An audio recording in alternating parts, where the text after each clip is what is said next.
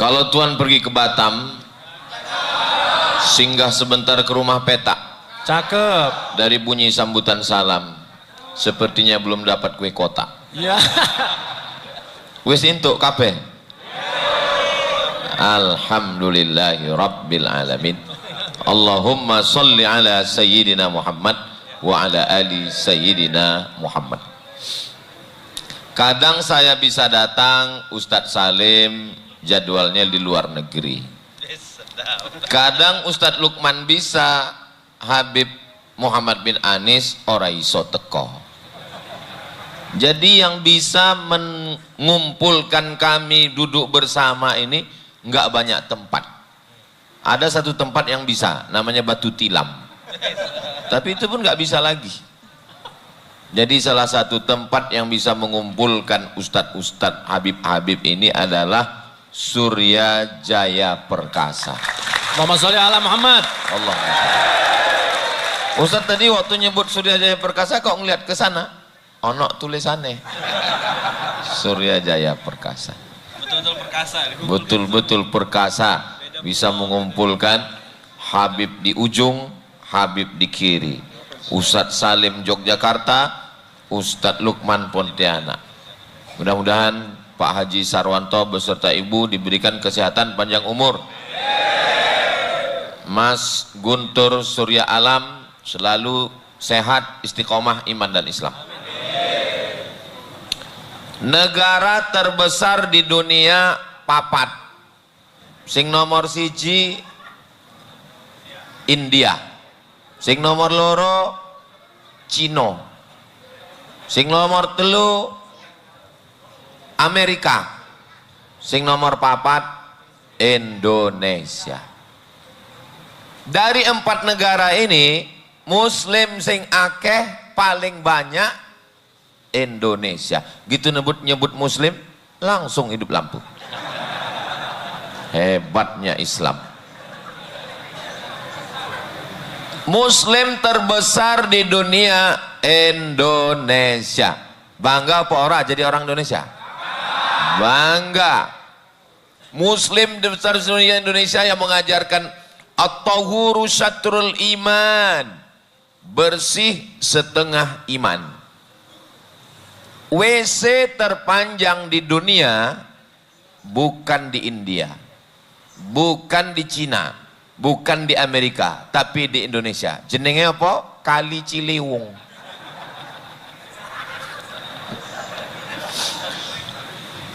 Website porno terbanyak di dunia, waduh nggak usah kita sebut, malu kita. Padahal Muslim terbesar di dunia. Kenapa? Padahal jamaah umroh terbanyak di dunia Indonesia. Kenapa tidak sinkron?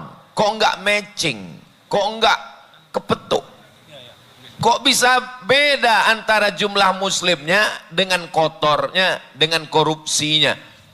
Bahkan pernah diundang pesulap dunia. Pesulap dari Amerika. Gunung Everest hilang. Hebat. Pesulap dari India. Sungai Nil hilang. Dipanggil pesulap dari Indonesia. Semua catatan korupsi hilang.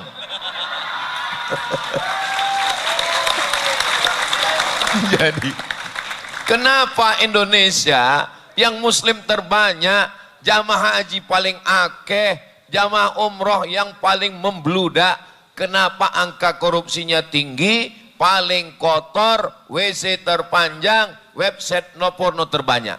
Kira-kira di mana permasalahannya? Jangan kemana-mana, kita lanjutkan setelah yang satu ini. Biasa kalau lagi live di TV gitu. Kesalahannya di mana? Karena umat Islam memenjarakan Tuhan dalam masjid. Itu jawabannya. Tuhannya di mana? Tuhannya dalam masjid. Sehingga kalau dia di dalam masjid bersih sebersih-bersihnya. Sajadahnya bersih, bajunya bersih, pakaiannya bersih. Karena Tuhannya dalam masjid. Tuhan tidak dibawa ke pabrik, Tuhan tidak dibawa ke kantor, Tuhan tidak dibawa ke rumah, Tuhan tidak dibawa ke sungai. Tuhan dipenjarakan di dalam masjid. Itulah kenapa dalam masjid sangat disiplin. Bagaimana saking disiplinnya umat Islam? Saya beberapa kali ditinggal khutbah Jumat. Gak mau pengurus nunggu saya. Padahal bukan salah saya guys. Wong macet saya nggak bisa terjebak. Sampai ke masjid, khotib sudah naik. Saya tanya pengurus, kenapa saya nggak ditunggu? Disiplin Ustadz. Bulan puasa, umat Islam sangat disiplin. Kalau sudah bunyi sirine maghrib, Allahu Akbar, Allahu Akbar, langsung semuanya makan. Nggak ada tuh orang Islam pas diajak buka puasa, sampean orang buka puasa. Maaf, saya setengah jam lagi karena sahurnya tadi terlambat juga. Nggak ada, semuanya on time. Tapi kenapa umat Islam paling banyak tulit, telat, terlambat? Karena dia memenjarakan Tuhan dalam bulan Ramadan. Di luar Ramadan, Tuhan orang melu. Udah nggak ikut lagi. Maka judulnya dikasih, kerjaku adalah ibadahku. Jangan dipahami ibadah hanya sholat. Ibadah bukan hanya puasa. Ibadah bukan hanya waktu di Makkah. Di Makkah disiplinnya, Masya Allah, waktu di Makkah disiplinnya nggak mau ngupil. Waktu di Makkah nggak mau ngupil karena takut bulu hidungnya gugur. Waktu di Makkah nggak mau congkel gigi, makan daging nyangkut daging ayam, nggak mau ngambil duri pohon kurma atau congkel. Kenapa? Takut. Disiplin. Di tempat kita nembak burung merpati, mana ketika sedang di Makkah burung merpati ribuan, gak berani nangkap. Kenapa? Takut larangan ihram. Ketika di Makkah jilbabnya panjang, bajunya panjang, celananya panjang, menutup aurat. Begitu pulang ke tanah air copot. Pas ditanya wartawan, kok tampilan mbak sekarang beda? Tuntutan skenario. Tuhan dipenjarakan dalam masjid, Tuhan dipenjarakan di bulan Ramadan, Tuhan dipenjarakan di Makkah.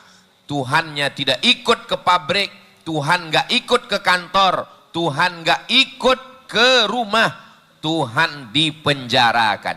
Maka inilah yang dibantah oleh Allah dan Rasulullah sallallahu alaihi wasallam. Apa kata Allah? A'udzubillahi minasyaitonirrajim. Wa huwa ma'akum aina ma kuntum. Dia bersama kamu dimanapun kamu berada. Tuhanmu bukan cuma di masjid, Tuhanmu bukan cuma di Mekah, Tuhanmu bukan cuma di Ramadan. Dia bersama kamu di rumah kamu, dia bersama kamu di pabrik kamu, dia bersama kamu di kantor kamu.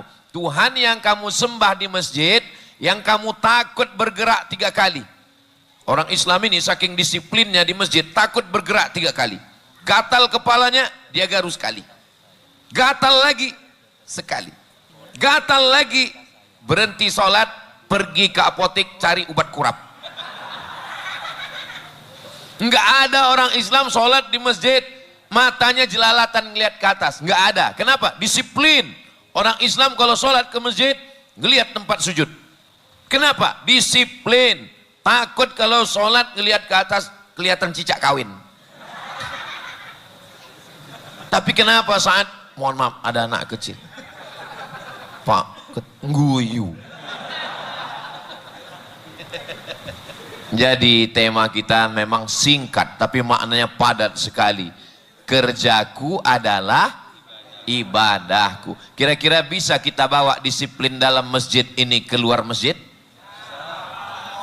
Tadi saya dikasih tahu, Ustadz Somad baru sampai tadi dari Jember, Ustadz silakan istirahat di kamar atas.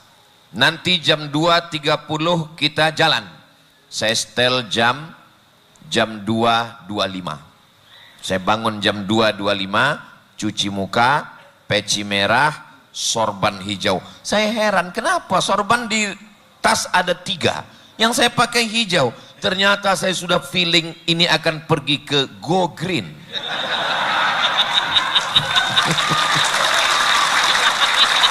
Memang sampai nangkene green kabeh. Green luar biasa. Bonek. Hah? Jadi jam 2.25 saya bangun, cuci muka, pakai peci, pakai sorban, saya turun sampai ke bawah 2.30. Kenapa? Kalau saya tidur setengah jam, insya Allah nggak akan ada yang bangun nih. Semua maklum, Ustadz masih lelah, masih capek, dan saya pun sudah siapkan dalilnya. Saya ini kan yang ceramah, saya ini kan yang ngomong. Jadi kalau saya hari ini ngomong, mari kita disiplin, mari kita on time, mari tepat waktu. Ini ustaz-ustaznya kan ngomong, alah tadi aja terlambat. Itu kalau kita ngomong nggak sesuai dengan perbuatan kita, nendang dia ke dalam. Saya kalau ada jadwal ceramah jam 8 pagi di kantor dinas, jam 7.45 saya sudah sampai di parkir. Terus kalau Ustadz sampai di parkir, Ustadz ngapain? Buka laptop, nulis. Saya nggak langsung masuk ke dalam, saya tetap jaga harga diri saya. Ini bukan Ustadz kaleng-kaleng. Saya tetap nunggu di telepon. Saya tetap di mobil, saya buka laptop, saya nulis. Habis itu mereka telepon kan, panitia. Ustadz Somad sudah di mana? Saya di jalan. Saya kan nggak bohong, saya memang di jalan. Kami lagi nunggu nih Pak Ustadz. Oke, I'm coming. Nah, saya tutup laptop, saya datang. Macet ya Ustadz ya? Ya lumayan, kata saya. Kenapa Ustadz demikian? Yang mendidik Ustadz untuk disiplin ini siapa? Saya dengan Habib Rifki ini beda 2. Pertama beda nasab, yang kedua beda nasib. Saya ditinggalkan orang tua saya saat kelas 2 SD. Beliau pindah ke Riau, saya tinggal di Sumatera Utara. Saya tinggal di rumah paman saya. Kalau tinggal di rumah orang tua, kita bangun lambat dibangunin. Kita mau apa? Karena kita adalah buah hati belayan jiwa, siang dan malam disayang-sayang. Tapi kalau tinggal di rumah orang, kita akan sangat disiplin. SMP, saya pindah ke kota namanya Kisaran, Kabupaten Asahan, di rumah kakak ibu saya. SMA, saya pindah ke Medan, Sumatera Utara sampai 95. Jadi disiplin ini saya memang dididik Allah Subhanahu wa Ta'ala sesuai dengan nasib saya. Jadi sampai sekarang, walaupun saya ustadz, walaupun saya dosen, walaupun saya penceramah, boleh tanya Ustadz Endri, pernah saya terlambat? Tidak. Kenapa? Karena tertanam dalam diri saya, kamu tidak boleh terlambat Abdul Somad. Saya selalu tanya sama Ustadz Endri, kita berangkat jam berapa? Kita berangkat nanti jam 4:10. Oke, berarti saya mesti bangun jam 3.30. Saya mesti mandi dulu. Malam Jumat, malam Sabtu, malam Ahad, malam Senin di luar. Ini jadwal ke Jawa Timur ini 3 malam. Malam Sabtu, malam Ahad, malam Senin. Gak boleh lebih dari 3 malam. Kalau lebih dikhawatirkan buka cabang. Maka selama 3 malam, tadi malam saya mandi dulu. Memang saya sudah diajarkan ibu saya dari kecil terapi mandi sebelum subuh, supaya kalau saya pergi ceramah subuh, saya berpelukan dengan tamu-tamu, mereka tidak mencium badan saya asam. Saya pakai parfum, saya pakai minyak wangi. Kebetulan tinggal di kamar, dan memang biasa parfum yang agak mahal sengaja saya tinggalkan. Biasanya diminta jamaah. Saya biasanya dapat parfum itu dari mereka nih, dari Habib Muhammad bin Anis, masih ada di kamar saya simpan. Dari kayu gaharu, saya simpan di kamar. Itu memang nggak saya bawa kemana-mana. Itu dipakai sedikit, karena itu harganya mahal. Kalau sampai saya bawa, dipakai teman, itu meleleh air mata saya. Dikasih Ustadz Lukmanul Hakim. Botolnya kecil. Pas saya cek waktu ke Makkah, saya tanya, ini dikasih teman saya, ini harganya berapa? Dia sebutkan, hampir tangkai jantung saya copot. Mahal. Dikasih Ustadz Salim Afillah, dikasih oleh Habib Rifki Al-Hamid. Mudah-mudahan mereka juga diberikan kelimpahan rezeki insya Allah. Kenapa mereka ngasih saya parfum? Karena mereka tahu setiap ketemu jamaah, jamaah akan cium tangan, jamaah akan cipika-cipiki. Maka kuku, dulu masih ingat waktu SD, kuku hari Senin diperiksa, ujung jari dipegang sama guru, panjang. Maka sebelum kesini saya potong kuku. Alhamdulillah, pagi sebelum ke airport saya gunting bulu hidung. Makanya tadi waktu Ustadz Lukman ngomong, ada orang, saya bilang alhamdulillah. Ada gunting khusus yang ujungnya melengkung. Kata ibu saya, kamu anakku laki-laki pertama, jadi contoh bagi adik-adikmu nanti. Kalau mandi, itu lututmu ke ketiak, supaya jangan sampai orang pingsan kalau orang duduk dekat kamu. Nanti dia belikan deodoran, tapi ada juga makanan-makanan untuk membersihkan perut. Dulu ada namanya garam Inggris. Kalau dimakan pagi, mencretnya sampai sore. Untuk menghentikannya, diambil kunyit, diambil beras, disangrai gonseng di atas kuali nggak pakai minyak sampai menguning, lalu kemudian digiling kayak kopi, disaring, minum untuk menghentikan mencret. Jadi ibu tidak hanya sekedar mengandung, melahirkan, menyusukan, mengandung lagi, melahirkan lagi, tapi juga memperhatikan kebersihan anak-anaknya. Ini celana nggak boleh sampai ujung lipatannya 2. Diajarkan cara nyetrika. Ini ujungnya mesti 1, jangan sampai 2, nggak rapi, nggak bersih. Ini kalau pakai punya baju dalam warna putih, mesti jangan sampai ketiaknya kuning sama kerahnya hitam. Bagaimana caranya? Digosok pakai sabun telepon. Ada di Jawa sabun telepon. Sabun petak 4, merek telepon. Dioleskan sabunnya ke ketiak dengan ketengkuk, dijemur tapi jangan sampai kering. Kira-kira 15 menit panas, dikucek. Kenapa nggak pakai pemutih? Karena kalau pakai pemutih nanti karetnya hilang dan sobek lapuk. Jadi kami memang pendidikan dari rumah itu diajarkan bersih pakaian, bersih gigi. Itu ambil daun bambu. Daun bambu diambil, dibakar. Setelah daun bambu diambil, dibakar, arangnya digosokkan ke gigi. Supaya karat-karat getah yang menempel di gigi, karena suka minum teh. Akhirnya saya gosokkan, pas saya lihat tetap kuning juga. Loh, kok enggak hilang ya? Akhirnya saya pergi ke dokter gigi. Dokter gigi, kata ibu saya, ambil itu daun bambu, bakar, karena daun bambu ini tajam seperti ilalang. Gosokkan. Kenapa udah saya gosok kok tetap enggak putih bersih gigi saya? Kata dokter ngasih tahu, Ustadz, gigi manusia itu 2 jenis. Yang pertama putih bersih, yang kedua putih gading gajah. Ustadz kebetulan dapat jatah yang putih gading gajah. Jadi memang nggak bisa putih murni. Nah, ini saya mau ngasih tahu, bukan saya nggak gosok gigi, memang begini bawaan. Jadi artinya apa? Bahwa kita ini diajarkan untuk pendidikan keluarga anak-anak kita. Tapi Pak Ustadz, bagi kami yang sudah menjadi karyawan, pekerja, tidak ada alasan untuk tidak merubah diri. Kenapa? Orang yang kotor, jorok, suka buang sampah, kalau dia tinggal di negeri sistemnya bersih, dia jadi ikut bersih.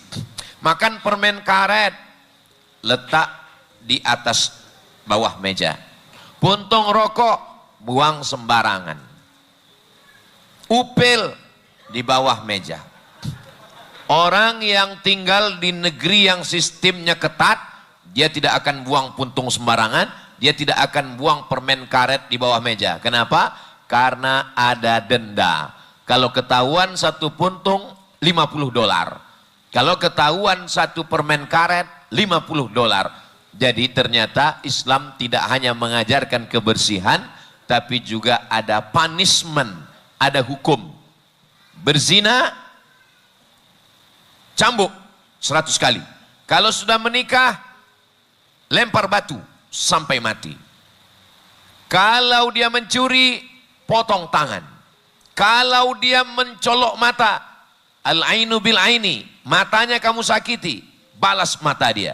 As-sinnu bis sinni, giginya kamu patahkan, patahkan juga gigi dia. Wal juruha qisas, kalau kamu dilukai, lukai juga dia. Nah, jadi manusia disadarkan dengan tausiah, dengan khutbah, dengan ceramah, tapi juga mesti ada hukum. Karena Islam ini bukan sekedar nasihat, ada hukumnya. Itulah yang disebut dengan Islamic law, hukum Islam, atau yang dikenal dengan syariat Islam. Nah, jadi rasa-rasanya dalam perjalanan kami, satu-satunya tempat 5 ustadz dibawa dalam satu perusahaan, rasanya baru sekali ini ya Ustaz Lukman ya. Artinya apa? Kalau sampai bulan depan kami dapat laporan nggak ada perubahan, ini kegagalan kita Ustaz.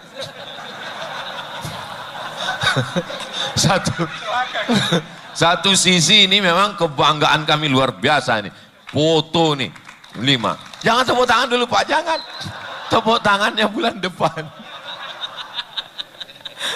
Kalau sampai ditelepon, tolong Habib Muhammad bin Anis, kalau beritanya membahagiakan sampaikan ke saya. Siap. Tapi kalau tidak jangan sampaikan, karena saya di antara kita ini kan saya yang paling tua.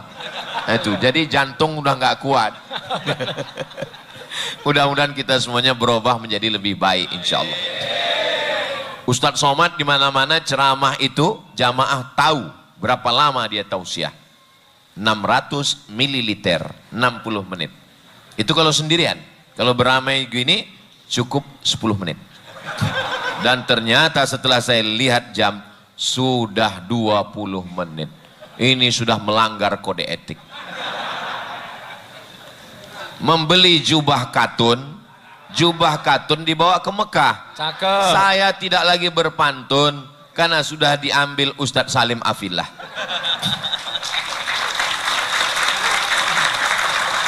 Assalamualaikum Ustadz Somad. Waalaikumsalam. Boleh nanya? Boleh. Apa pertanyaannya? Apa hukum sholat di toilet? Kamu kalau mau ngetes saya jangan telepon-telepon. Jangan ngetes-ngetes saya. Kamu ini haters ya. Saya ini lovers Ustadz. Terus kenapa kamu ngetes saya sholat di toilet? Toilet itu kan tempat jin, tempat setan, tempat najis, tempat kotor.